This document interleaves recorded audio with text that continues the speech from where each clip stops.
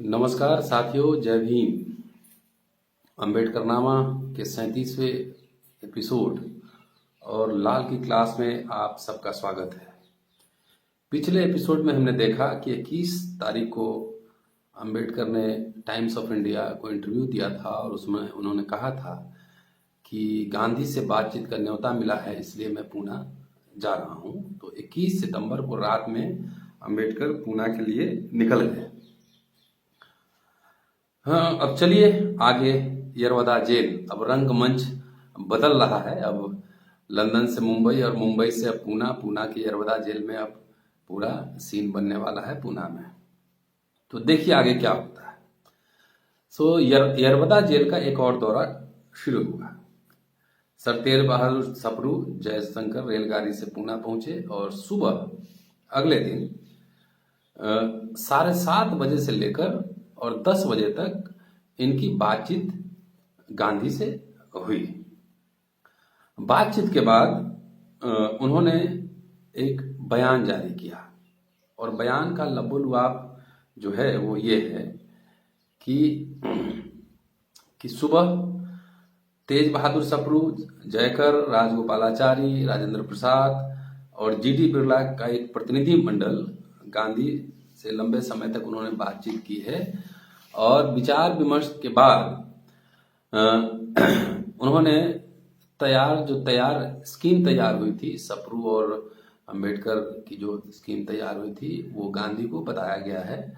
यह बैठक काफी आशावादी रही है और ये प्रतिनिधि मंडल के लोग खुश थे, लेकिन गांधी ने कहा है कि जब तक वो अंबेडकर, राजा और अपने सहयोगियों से बातचीत नहीं कर लेते तब तक इस पे अपना निर्णय वो रिजर्व रखेंगे, आरक्षित रखेंगे। इसलिए जो प्रतिनिधि मंडल है पूना में एक दिन और रुकेगा। सप्रू, जिन्होंने इस स्कीम को शुरू किया था, काफी आशावादी थे कि गांधी को यह स्कीम स्वीकार्य होगा और इस तरह से समस्या का हल निकल आएगा। कि प्रतिनिधि मंडल ने यह माना कि गांधी बहुत स्वस्थ और भले चंगे हैं और ठीक ठाक वहां पे हैं। 21 सितंबर को अर्धरात्रि में अंबेडकर पूना के लिए रवाना हुए। उसी दिन राजा, एमसी राजा और मालवीय भी पूना के लिए रवाना हुए। बृहस्पतिवार को सुबह 22 सितंबर को गांधी की मुलाकात फिर एक बार राजेंद्र प्रसाद और राजगोपालाचारी से हुई। यहां गांधी ने फिर अपना जो पाला पलटा। उन्होंने कहा कि मुझे यह पसंद नहीं कि कुछ आरक्षित सीटों पर चुनाव प्राथमिक निर्वाचन प्रणाली से हो और कुछ में केवल संयुक्त निर्वाचन प्रणाली से हो। उन्होंने कहा कि प्राथमिक, प्राइमरी और सेकेंडरी जो वोटिंग सिस्टम है वो सभी सीटों पर एक समान लागू होना चाहिए। अंबेडकर पूना पहुंच चुके थे और वहां के नेशनल होटल में वो ठहरे हुए थे। अंबेडकर को यह बात बताई गई और फिर माहौल जो है पुनः गर्म हो गया, उत्तेजित माहौल हो गया। कुछ लोगों ने यह भी सुझाव दिया था कि ब्रिटिश प्राइम मिनिस्टर को चिट्ठी लिखा जाए और उनसे कहा जाए कि जो आपने कॉमनल अवार्ड दिया है उसको वापस ले लिया जाए। तो जब अंबेडकर को यह बात बताई गई और जयकर और सप्रू सब लोग मिले उनसे, तो अंबेडकर ने कड़े शब्दों में कहा और स्पष्ट रूप से कहा कि मैं पृथक निर्वाचन क्षेत्र छोड़ने के लिए तैयार हूं, कॉमनल अवार्ड छोड़ने के लिए तैयार हूं, लेकिन इसके बदले में जो प्रस्ताव है, जो प्रपोजल है, उसकी रूपरेखा हमें उपलब्ध कराई जाए, हमें वो रूपरेखा दी जाए। उन्होंने यह भी कहा कि मैं किसी मिराज के पीछे भागने वाला नहीं हूं, मैं किसी मृग मरीचिका के पीछे भागने वाला व्यक्ति नहीं हूं। अब फिर वातावरण एकदम नीरस हो गया है और फिर निराशा पसर गई है कि लगता है कि मामले का हल अब होगा नहीं। फिर दोपहर को जयकर, सप्रू, मालवीय जेल में गांधी से मिले। उसके बाद पी बालू और एमसी राजा, जो कि दलित नेता थे, वो भी गांधी से जेल में जाकर मिले और उन्होंने कहा, गांधी को वादा किया कि मैं ऐसी कोई समझौता करा लूंगा कि जिससे आपको वो समझौता सूट आप संतुष्ट हो जाएं कि मैं कोई बीच का रास्ता निकालूंगा, कोई समझौता करूंगा जिससे कि गांधी खुश हो जाए। अब चलिए, अब देखते हैं, अब अंबेडकर सीन में फिर एंट्री मार रहे हैं। देर शाम में अंबेडकर और उनके साथ जयकर, बिरला, चुन्नीलाल मेहता, राजगोपालाचारी जेल में गांधी से मिलने गए। जब उन्होंने जेल के प्रांगण में जब प्रवेश किया तो गांधी आम के पेड़ के नीचे घनी छांव में लोहे की खटिया पे जेल का जो गद्दा है उस पर बैठे हुए थे और उनके साथ सरदार पटेल और सरोजिनी नायडू उनके पास बैठे हुए थे। उस चारपाई के नीचे पानी की बोतल, सोडा और नमक वगैरह सब रखा हुआ था। जब अंबेडकर पहुंचे चारपाई के पास, अब सीन क्रिएट हो रहा है, फिल्म आगे बढ़ रही है। जब अंबेडकर चारपाई के पास पहुंचे तो एकदम पिन ड्रॉप साइलेंस है, एकदम सब जगह, सब चारों तरफ स्तब्ध, है ना, एक व्यग्रता पसरी हुई थी। क्या समस्या ये थी, क्या उलझन भरी एक शांति डॉक्टर अंबेडकर को विचलित कर पाएगी? क्या अंबेडकर हिल पाएंगे? जयकर ने जैसा कि पहले ही कह दिया था कि आप गांधी से अगर मिलेंगे तो आपका जो ये जिद्दीपन है ना, जो कट्टरता है, कि अड़े हुए हैं, वो आप छोड़ देंगे। सो एक तरह से उदासी और व्यग्रता का माहौल है।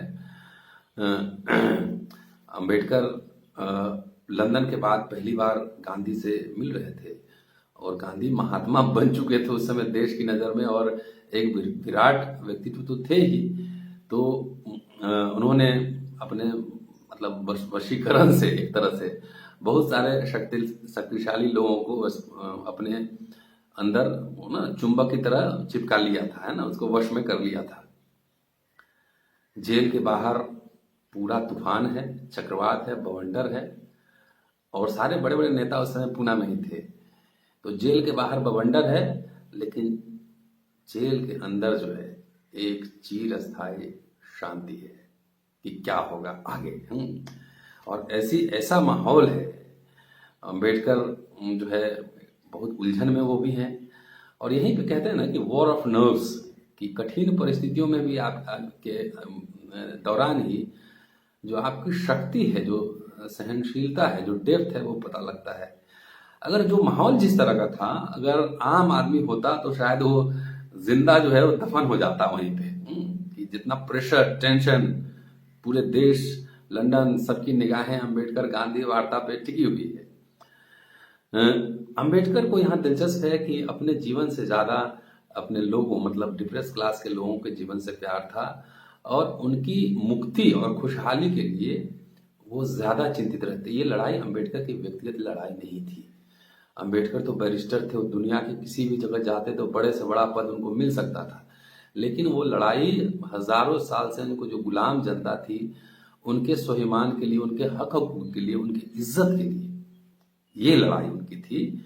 इसलिए मतलब उनके अंदर जो प्रेशर और जो पेशेंस और जो शक्ति होगी, जो कॉन्फिडेंस का लेवल होगा, उसकी कल्पना अभी नहीं की जा सकती।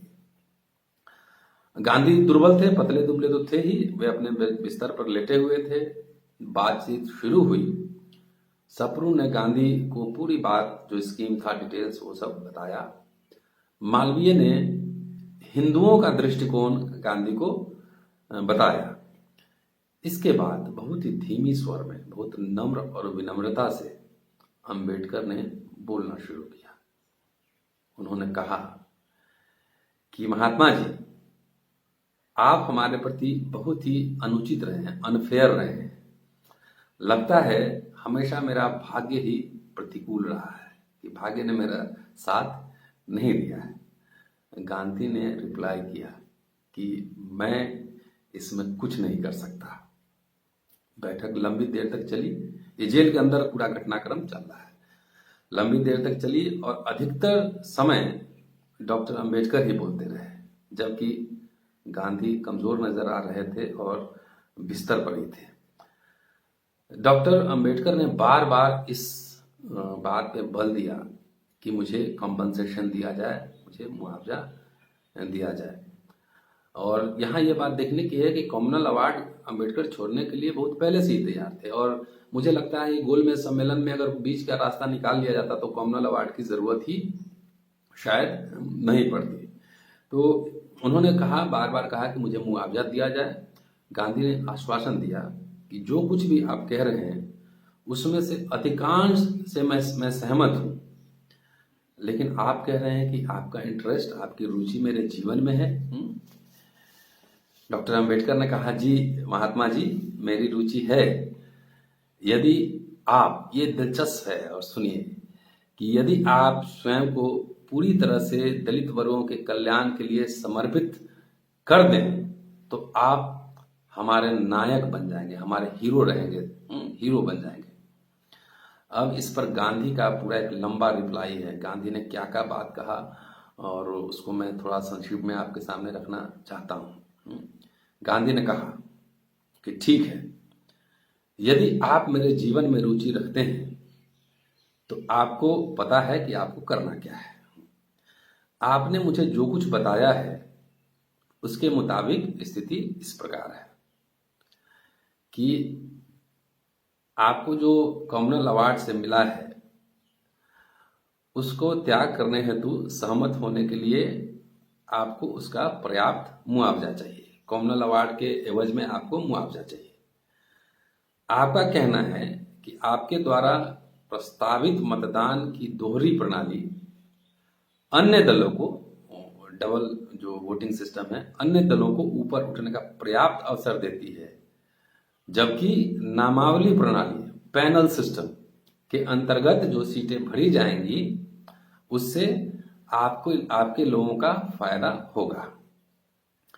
कहते हैं गांधी कि लेकिन मुझे यह बात परेशान करती है कि आप पैनल सिस्टम कुछ सीटों के लिए क्यों मांग रहे हैं, नामावली प्रणाली कुछ सीटों के लिए क्यों मांग रहे हैं, आप सभी सीटों के लिए यह प्रस्ताव क्यों नहीं करते। यदि नामावली प्रणाली, पैनल सिस्टम एक तबके के लिए अच्छा है तो सभी दलित वर्गों के लिए अच्छा होना चाहिए। मैं इस मुद्दे को इसी नजरिए से देखता हूं। यहां कहते हैं, बहुत ही मार्मिक बात कहते हैं कि आप जन्म से अछूत हैं, लेकिन मैंने अछूतपन को अंगीकार किया है, मैंने उसको अडॉप्ट किया है कि मैं आपसे बड़ा अछूत हूं।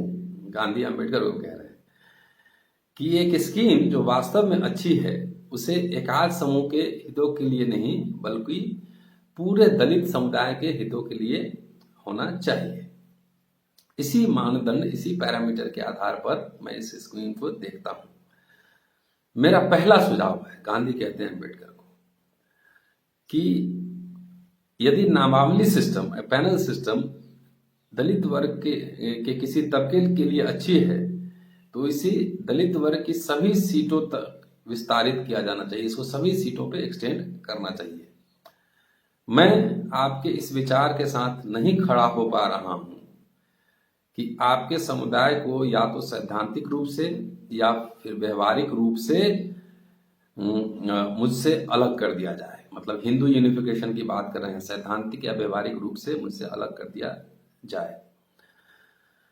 हमें एकता और अखंडता में विश्वास करनी चाहिए, हमें अखंड होना चाहिए। मैंने अन्य मित्रों को भी बताया है कि मुझे कुछ सीटों के लिए एक नामावली का चुनाव करने की आपकी स्कीम को स्वीकार करने में कोई कठिनाई महसूस नहीं हो रही है, लेकिन मैं चाहता हूं कि यह व्यवस्था पूरी सीटों पर लागू हो। कि मैं इस स्कीम को, जो वर्तमान स्कीम है, उसको मैं पसंद नहीं करता हूं। यह आपके समुदाय को, दलित समुदाय को विभाजित करेगी और फिर मुझे इसे रोकने के लिए अपना जीवन देना पड़ेगा, जैसा कि अभी मैं समूचे हिंदू समुदाय के विघटन को रोकने के लिए अपना जीवन दे रहा हूं। Gandhi was talking about the unification of Hindus, कि इसके लिए मैं अपना जीवन दांव पे लगा रहा हूं। डॉक्टर अंबेडकर ने सुझाव मान लिया, उन्होंने कहा ठीक है, मैं तैयार हूं। उन्होंने सुझाव मान लिया, बातचीत समाप्त हो गई और नेतागण वो पूरा पैनल सिस्टम बनाने में, व्यक्तियों की संख्या गिनने में, कौन सीट पे कहां लड़ेगा, तमाम जो प्राथमिक इलेक्शन आरक्षित सीट कहाँ होंगे, तमाम ये डिटेल्स में काम करने में लग गया। इस समय याद रखिएगा कि जितने बड़े नेता थे सब पूना में अवेलेबल थे। शुक्रवार को 23 सितंबर को सुबह मीटिंग शुरू हुई और घंटों तक वो पैनल बनाने को लेकर, नाम को लेकर, संख्या को लेकर, तमाम चीजों को लेकर लगातार माथापच्ची चलती रही, गर्मागर्म बहस चलता रहा। अंबेडकर ने प्रोविंशियल लेजिस्लेचर में, प्रांतीय विधानमंडल में 197 सीट की मांग की थी, जिसको इस कमेटी ने घटाकर 126 कर दिया। घंटों बीत गए। 10 घंटे विचार विमर्श के बाद कुछ बिंदुओं पर गांधी की राय मांगी गई।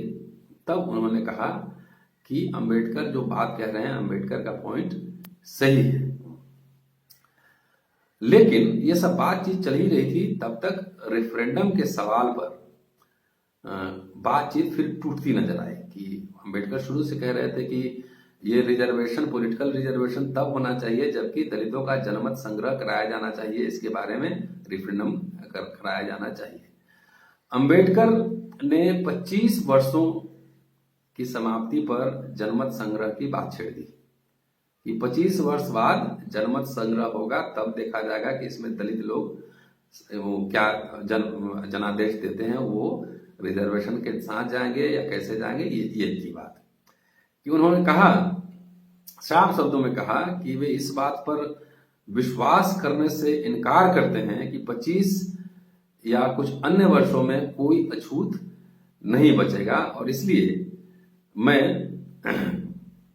इस कठिन परिस्थिति का सामना करने पर हिंदुओं को अपने व्यवहार में परिवर्तन लाना पड़ेगा। अंबेडकर वो हिस्टोरियन ऑल्सो, वो इतिहासकार भी थे और उनको लगता था कि हिंदू इतनी आसानी से सुधरेंगे नहीं। तो जानते थे कि 25 साल बाद भी ये आपको 25 साल आपको अगली परीक्षा देनी पड़ेगी कि आप दलितों के प्रति आपका जो व्यवहार है उसमें सुधार हुआ कि नहीं हुआ। 25 वर्ष बाद रेफरेंडम होगा, सुधार हुआ होगा तो दलित खुद निर्णय करेंगे, अगर सुधार नहीं हुआ है तो दलित फिर निर्णय करेंगे। तो इस बात को लेकर पूरा बवंडर मच गया पूरा सवर्ण समुदाय में। रेफरेंडम की बात है कि तो चाबी दलित के पास रहेगी, तो इस बात में पूरा बवंडर मच गया। इस बीच फिर गांधी अंबेडकर की मुलाकात हुई और अंबेडकर ने गांधी से कहा कि आप 10 वर्ष के लिए रेफरेंडम पे मान जाइए। इस समय तक गांधी थोड़ा सा नॉर्मल हो चुके थे, उनका रवैया बेहतर था और उन्होंने सोच समझ कर कहा, अंबेडकर को ये कॉम्प्लीमेंट था अंबेडकर के लिए कि आपके तर्क का कोई जवाब नहीं, कोई तोड़ नहीं, आपके तर्क अकाट्य होते हैं, लेकिन जनमत संग्रह 5 वर्षों के लिए हो। कहते हैं कि निश्चय ही जो 5 वर्ष है हिंदुओं को, जो सवर्ण हिंदू हैं उनको अपना बोनाफाइड सिद्ध करने के लिए पर्याप्त है, मतलब उसके व्यवहार में परिवर्तन के लिए। ये 5 वर्ष में देखते हैं उसके व्यवहार में परिवर्तन होता नहीं, बोले 5 वर्ष पर्याप्त है। तो गांधी एक आइडियलिज्म में विश्वास करते थे, वो हर चीज को हृदय परिवर्तन का मसला मानते थे। लेकिन वो कहते हैं कि आप जनमत संग्रह की अवधि को आगे बढ़ाना चाहते हैं तो मुझे संदेह होने लगेगा कि आप सवर्ण हिंदुओं का जो बोनाफाइडे है, जो उनकी पात्रता है कि उनका व्यवहार परिवर्तन हुआ कि नहीं, उसका जांच नहीं करना चाहते हैं, बल्कि प्रतिकूल जनमत संग्रह कराने के लिए दलित वर्गों को संगठित करने के लिए आप समय चाहते हैं। शायद ऐसा हो भी कि तब तक दलित को पॉलिटिकली वो ट्रेंड कर पाते 25 सालों में। गांधी ने आगे कहा कि उन्होंने परस्पर आस्था, विश्वास और सद्भाव बनाए रखने के लिए पुरजोर अनुरोध किया अंबेडकर से कि मैं अनुरोध करता हूं। उन्होंने अपना एग्जाम्पल दिया, उन्होंने कहा कि 12 वर्ष की आयु से ही मैं इस अनटचेबिलिटी के खिलाफ, ये व्यवस्था के खिलाफ लगातार संघर्ष कर रहा हूं, एकदम एक तरह से एंडलेस वॉर, एंडलेस एक धर्म युद्ध लड़ रहा हूं। आगे कहा कि अंबेडकर को यह बात उन्होंने स्पष्ट रूप से कहा कि आपको पूरा पूरा अधिकार है कि आप संवैधानिक उपायों के से 100% अपने समुदाय की, अपनी सुरक्षा की मांग करें, लेकिन मैं अपने पूरी ताकत से यह प्रार्थना करता हूं कि आप अपने मांग पर, अधिकार की इस मांग पर जोर न दें। आज मैं सवर्ण हिंदू भाइयों को कुछ राहत दिलाने के लिए आपसे निवेदन करता हूं। गांधी, नोट कीजिए, वो कहते हैं कि भगवान का शुक्र है कि उनका अंतःकरण जाग गया है, सवर्ण हिंदुओं का अंतःकरण जाग गया है। यदि आप संवैधानिक उपायों, कानूनी उपायों के अंतर्गत उनसे 100% सुरक्षा छीनने के लिए आगे बढ़ेंगे, तो जो उनका हृदय परिवर्तन हो रहा है, मतलब कि अम्बेडकर कह रहे हैं कि आप अड़े रहेंगे अगर अपनी मांग पर, रेफरेंडम के मांग पर, तो उनके हृदय में जो परिवर्तन हो रहा है, सवर्ण हिंदुओं के हृदय में जो परिवर्तन और शुद्धिकरण हो रहा है, कुछ समय के लिए रोक लिया जाएगा। लेकिन हिंदूवाद में हमेशा के लिए विकृति आ जाएगी। कि इसको मतलब ऐसे देखा जाना चाहिए कि कह रहे हैं कि अगर आप जिस तरीके से, जो रफ्तार से जो सुधार हो रहा है, आप रेफरेंडम पे अड़े रहेंगे, जनमत संग्रह पे, तो वो जो सुधार तेजी से चल रहा है वो रुक जाएगा। तो इसलिए कह रहे हैं कि आप रेफरेंडम पे जोर मत दीजिए। फिर कहते हैं कि यदि रुक गया तो इसमें जो है अछूतों के प्रति होने वाले किसी अन्याय विशेष को कुछ समय के लिए तो रोक लिया जाएगा, लेकिन हिंदूवाद में हमेशा के लिए विकृति आ जाएगी। आखिरकार छुआछूत गहरी हुई विकृति का ही तो एक लक्षण है, कि जो हिंदुओं में एक विकृति हजारों साल से आई है, उसी का एक लक्षण छुआछूत है। यदि हिंदूवाद को इससे पूरी तरह मुक्त नहीं किया गया, तो यह विभिन्न रूपों में बार बार उभरता रहेगा और हमारे समूचे सामाजिक और राजनीतिक ढांचे को विषाक्त कर देगा। अतः मैं आपसे अनुनय विनय करता हूं कि हिंदूवाद को अपने पाप युक्त भूत, जो अतीत में जो उन्होंने पाप किया है, पाप युक्त भूत का स्वेच्छा से प्रायश्चित करने के लिए एक अंतिम अवसर दें, उसको वंचित न करें। यदि मुझे आप एक अवसर सवर्ण हिंदुओं के बीच काम करने का देना चाहते हैं, कि मुझे आप एक मौका दें, यह उचित ही रहेगा। यदि आप 10 या 15 सालों की बात करेंगे तो यह अवसर कभी नहीं आएगा। 5 सालों के भीतर हिंदुओं को अच्छा चरित्र प्रस्तुत करना होगा। वाह, 5 साल के भीतर हिंदुओं को अपना अच्छा चरित्र प्रस्तुत करना पड़ेगा, अन्यथा कभी नहीं। मुझे लगता है ये बात गांधी की सही है कि 5 साल में तो नहीं हुआ, 70 साल बाद तो समीक्षा होनी चाहिए। कभी नहीं तो नहीं हुआ। जिस समय 32 से लेकर अभी 90 बरस हो गए तकरीबन, और गांधी 5 साल की बात कर रहे थे, 90 बरस में क्या हुआ, इसकी समीक्षा होनी चाहिए। गांधी का नाम मोदी साहब भी लेते हैं, कांग्रेस भी लेती है, बीजेपी भी लेती है। तो गांधी की इस बात पे नोट किया जाए कि अगर ये 5 वर्ष में अगर नहीं हुआ तो कभी नहीं, इसका मतलब सही बोल रहे थे, कभी नहीं हुआ, न होगा। अतः मेरे लिए जनमत संग्रह के लिए 5 वर्ष की सीमा एकदम निरपेक्ष रूप से मेरे अंतःकरण का मामला है। जनमत संग्रह होना चाहिए, लेकिन 5 वर्ष से ज्यादा नहीं। अपने मित्रों से कहता हूं कि मैं इसी मुद्दे पर अड़ा हुआ हूं। मैं एक घृणित व्यक्ति हो सकता हूं, गांधी, कि मैं एक घृणित व्यक्ति हो सकता हूं, लेकिन जब मेरे अंदर का सच बोलता है तब मैं अजय हूं, मुझे कोई नहीं हरा सकता। यह भी एक सत्य है कि गांधी जब अड़ते थे तो अड़ते थे।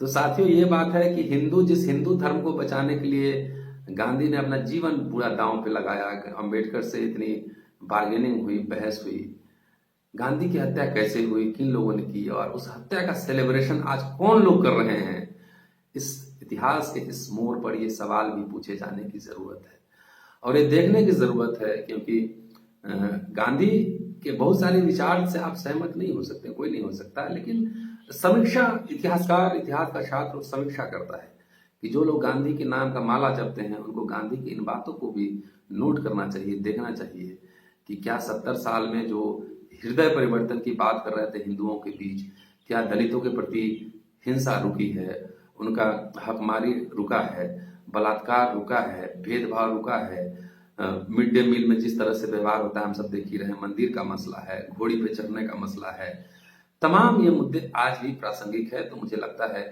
कि आज अगर अंबेडकर होते 2020 में, तो अंबेडकर वही लड़ाई लड़ रहे होते जो 1932 में लड़ रहे हैं। अब तो अंबेडकर हमारे बीच नहीं है, तो आप सब लोगों के बीच से ही कोई अंबेडकर निकल कर आना होगा, आपको तैयार होना होगा। इसीलिए मैं अपनी मैं अदना सा व्यक्ति हूँ, अपनी छोटी सी बात आपको जो पढ़ता हूँ आपसे साझा करता हूँ, यह सोचते हुए कि अगर हजारों लोग सुन रहे होंगे तो उसमें से कोई अंबेडकर निकलेगा, कोई लोहिया निकलेगा, कोई कर्पूरी निकलेगा, कोई फूले निकलेगा, सावित्री बाई निकलेंगे। इसलिए मैं ये कोशिश कर रहा हूँ कि ज़्यादा से ज़्यादा लोगों के बीच ये बात पहुँचे साथियों। और शुक्रिया, आप लगातार सुन रहे हैं और सुनिए, सुनाइए, इसको शेयर कीजिए। अगले एपिसोड में फिर आपसे मुलाकात होती है। शुक्रिया।